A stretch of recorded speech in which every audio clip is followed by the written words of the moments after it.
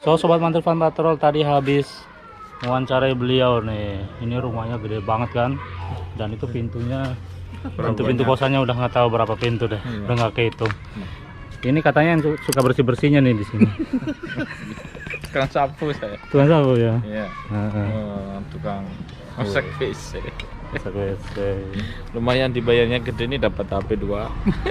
Kaosnya itu masalahnya loh. Kaos juga dapat HP 2, alhamdulillah. Kalau udah di wawancara dapat kaos ya.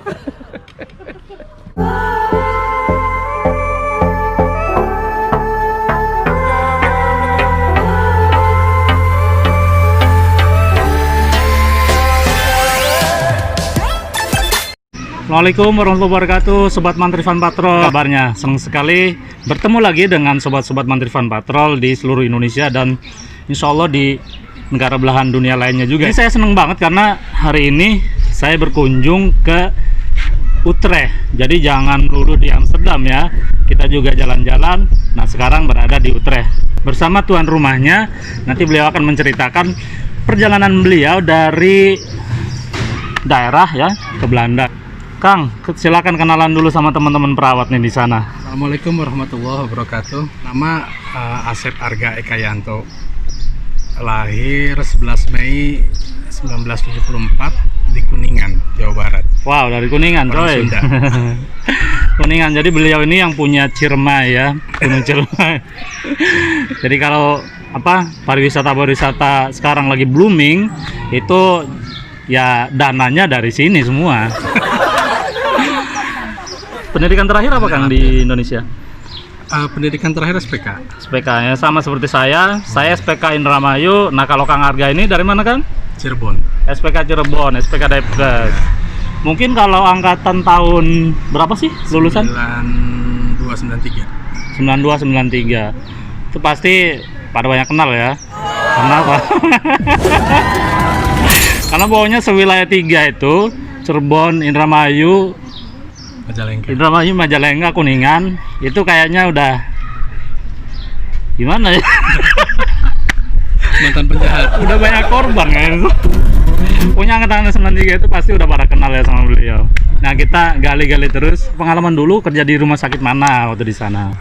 Di Indonesia sempat kerja 9 tahun di Cirebon, kemudian 2 tahun Jakarta, kemudian hampir 2 tahun ke Cirebon lagi. Nah terus kan setelah lulus 93 berarti kemudian bisanya sampai ke Belanda gimana? Kemudian dengar-dengar ada program Depkes tentang pemberangkatan ke Belanda yang semuanya dibiayai oleh pemerintah Belanda. Kemudian ada yang daftarin, tes segala macam di kedutaan Belanda ya. Iya. Dan semua biaya itu yang saya tahu ditanggung dari pemerintah Belanda. Pada waktu itu berarti lewat PT Binawan ya? Ya, salah satunya ya, untuk perwakilan di Indonesia ini. Informasi pengiriman perawat itu dari mana? Rumah sakit? Oh dari rumah sakit. Soalnya kalau saya waktu itu nyari-nyari sendiri dan kemudian akhirnya dapat info dari koran kan. Oke, jadi beliau ini ya orang perawat yang enggak playboy obat. Tapi selain itu, Preman Toba. ya, ceritain dulu deh pengalamannya perjalanan dari Cirebon berarti sampai ke Indramayu. Sampai ke Indramayu.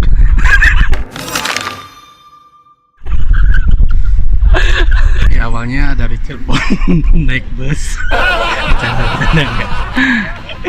Luragung ya, Luragung. Katanya mengikuti program IHTP, International Health Training Program. Pada dasarnya awalnya harus lulus tes tentunya, baik itu tes teori, tes kesehatan, tes wawancara dan macam-macam. Alhamdulillah lulus dan kita diberangkatkan. Pertama 3 bulan dulu kita dikursuskan di kedutaan Belanda di Kuningan, Jakarta. Itu juga sama, semua biayanya ditanggung pemerintah Belanda. Kemungkinan itu yang saya tahu tiap bulan ada aja yang gugur gitu karena betul. memang sangat ketat dan sangat berat, sangat susah.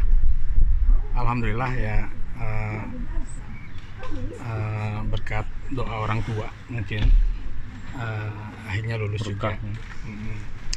Kemudian 2000 Mei 2001 akhirnya terbang ke Belanda. Kita bareng 19 Wow, orang. 19. Ya. Berarti waktu itu grup apa namanya? Kalau kita kan grup 5, kita 5. grup 5 ya. 5A. Kemudian 3 bulan kemudian datang grup 5B. Oh iya betul. Ya. Kemudian kita disekolahkan di Rotterdam. 1 tahun 3 bulan ya kalau nggak salah. Iya. 1 tahun 3 bulan dan kemudian kerja deh. Ya berarti memang programnya tuh persis sama dengan kita angkatan terakhir, kayak Mas Mantri sama yang kemarin-kemarin kita wawancara itu, yang Dek Suntoro ya, Desta KW itu sama programnya, berarti sama beliau. Cuman Kang Arga berarti itu apa, waktu dapat informasi dari rumah sakit, berarti rumah sakit itu menyiapkan kader, artinya perwakilan dari rumah sakit untuk pergi ke Belanda atau bagi pribadi? Tetap Enggak itu juga sih, enggak per instansi benar gitu. Cuman saya sendiri sudah lupa bagian kabagnya siapa itu, sekarang pasti udah lain. Terus kalau misalnya nanti pulang dari Belanda, kalau mau balik lagi insya Allah diterima gitu. Ya mungkin karena mereka sudah melihat Kang Arga ini karyawan yang top kali ya, jadi dia punya potensi pastinya ya, jadi mungkin dikasih informasi nih ada peluang ke Belanda. Ini mungkin teman-teman Mas Mantri perlu tahu juga ya, memang beliau ini salah satu orang yang pertama yang menjemput Mas Mantri dulu dan kemudian mentraktir Lekkerbek loh. Itu tidak akan terlupakan selamanya tuh. Nah, Lekkerbek ini salah satu makanan khas jajanan Belanda ya. Nah, konon kalau saya dengar-dengar itu Kang Arga juga pernah dia mengalami hal yang sama dulu ya. Sama siapa tuh? Sama Mas Utang merokok. Oke. Tapi beliau sudah pulang ya? Beliau sudah pulang ke Indonesia. Beliau itu angkatan ke-4 B kalau nggak salah. Dan itu memang tidak terlupakan tuh. Ceritanya dijemput, diajak main ke Blak. Blak juga betul. Apa namanya? Jadi pasar Rotterdam.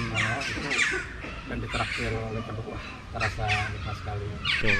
Terkenang banget. Jadi sobat-sobat Mantri Van Patrol, kebaikan itu bakal turun menurun ya. Jadi ini fakta bahwa ketika saya ditraktir Lekkerbek itu nanti juga Anda mesti coba ya, terutama teman-teman perawat yang mau ke sini bareng program Nyomema. Itu nanti kalian cobain deh Lekkerbek atau haring, itu enak banget. Jadi kebaikan itu turun menurun. Saya pernah ditraktir dan beliau juga pernah ditraktir orang, kemudian beliau mentraktir saya dan saya juga ya turun nanti mentraktir yang lain-lain. Mungkin Anda nanti. Tuh di sini pertama kerja di mana? Di Schiehofen. Schiehofen itu salah satu playhouse ya. Jadi rumah perawatan di sana. Selama berapa tahun? Kalau bareng dengan Stasia totalnya 2 tahun 3 bulan. 2 tahun. Ada suka dukanya nggak Kang yang perlu dikasih ke teman-teman nih barangkali untuk suka dukanya gambar. Yang jelas yang paling terasa banget itu klimat cuaca itu, karena kita biasa di Indonesia cuaca setiap hari selalu enak ya, sementara di sini di Belanda cuacanya ya sangat ekstrim. Itu kadang kalau kita cengeng, kita sudah pengennya cepet pulang ke Indonesia aja gitu. Betul. Bikin nggak betah. Ya.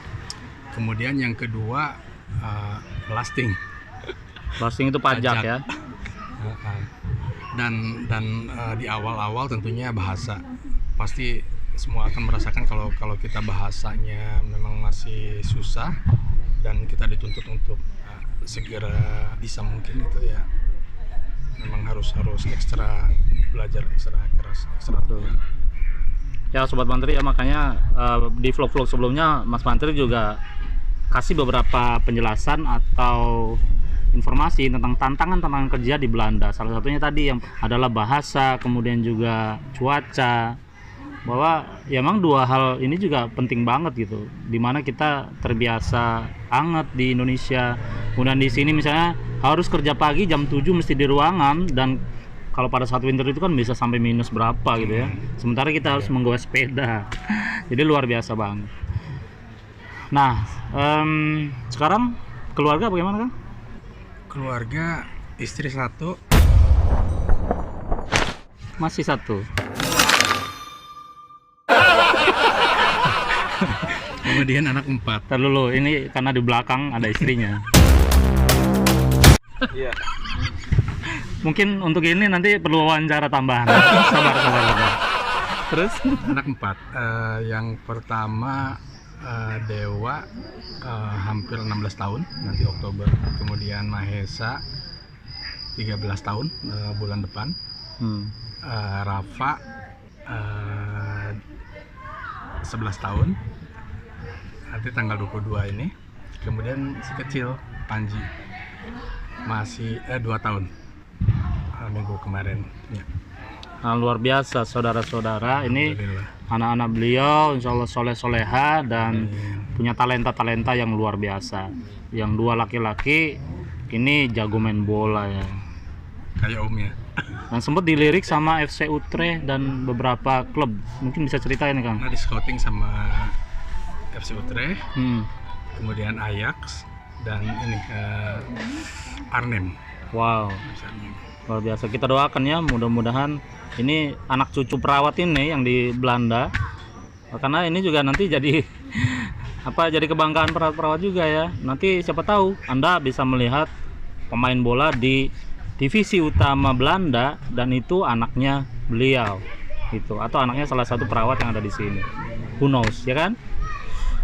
Nah, yang jadi bahan inspirasi kenapa saya mewawancarai beliau, selain karena beliau playboy dan kemudian tobat. Nah, beliau sekarang ini juga sudah menjadi juragan kos guys di Utrecht sini. Jadi kalau mahasiswa-mahasiswa S1, S2, S3, S4, S5 itu semuanya sudah tahu semua. Kalau misalnya ke Belanda, ke Utrecht, itu bisa tinggal atau ngekos di rumah beliau. Mungkin bisa ceritakan nih Kang, gimana? Sejak kapan jadi juragan kos nih?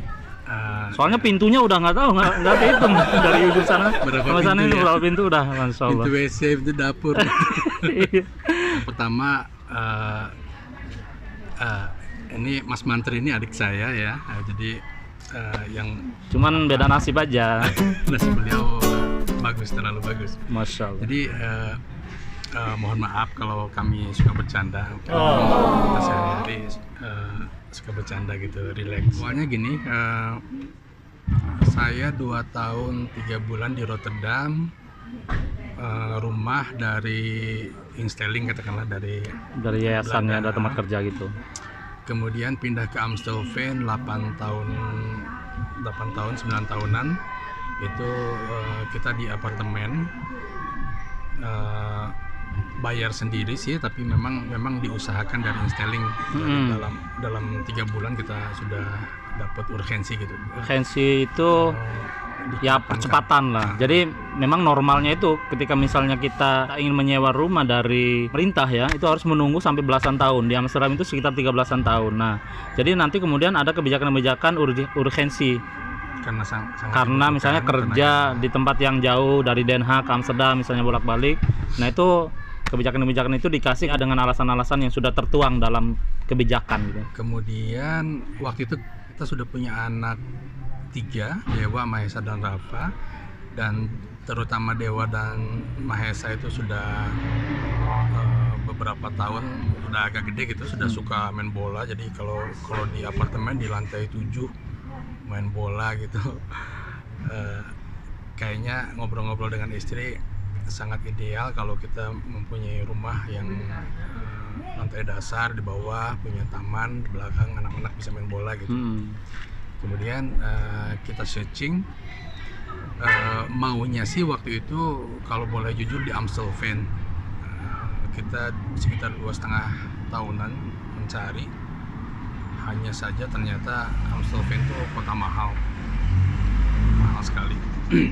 Kemudian kita dapat beberapa informasi dari teman di Utrecht, dan juga diajak bangun perkumpulan orang Indonesia gitu untuk masa depan anak-anak.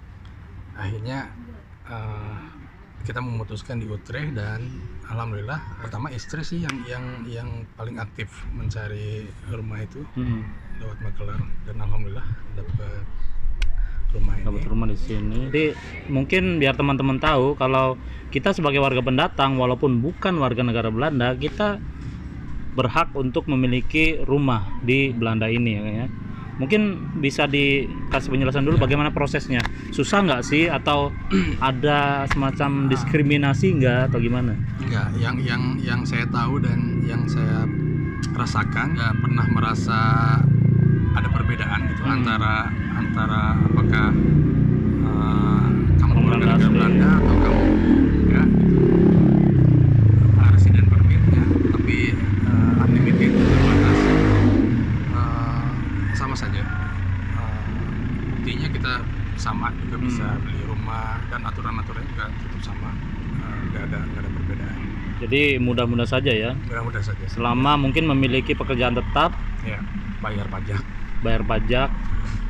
Dan ketika di masjid ngobrol-ngobrol dengan pengurus masjid, muncul sebuah permasalahan para pelajar mahasiswa dari Indonesia mengalami kesulitan ya untuk tempat tinggal ini. Tempat tinggalnya di Utrecht itu memang sangat sulit.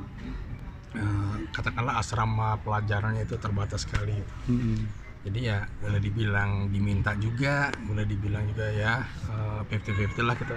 Jadi sama-sama saling menguntungkan. Kita membantu para mahasiswa untuk menyediakan tempat tinggal ke sini, ada tempat tinggal, dan kitanya juga dibantu juga gitu. Utrecht ini merupakan salah satu kota pendidikan, yang kota pelajar terbesar lah, salah satunya di Belanda ini.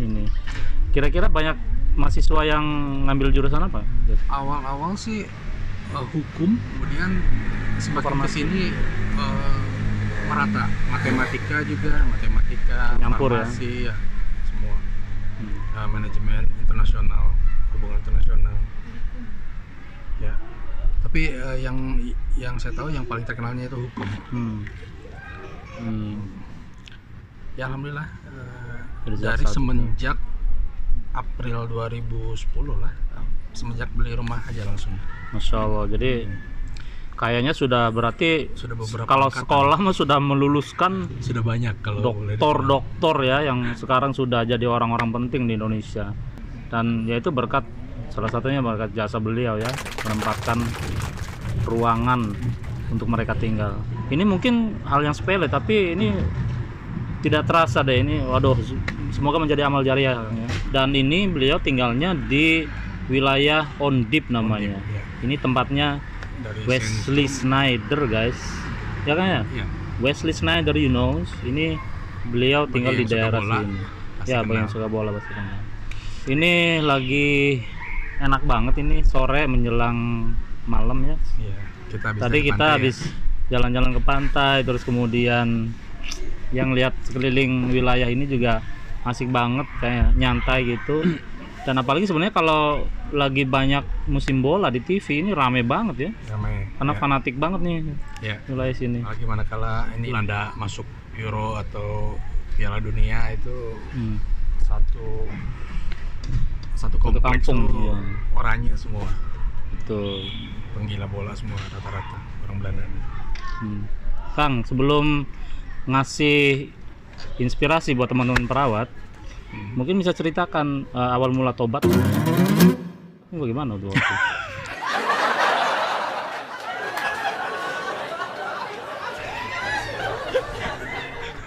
Awal mula tobat itu ya, banyak ngaji ya.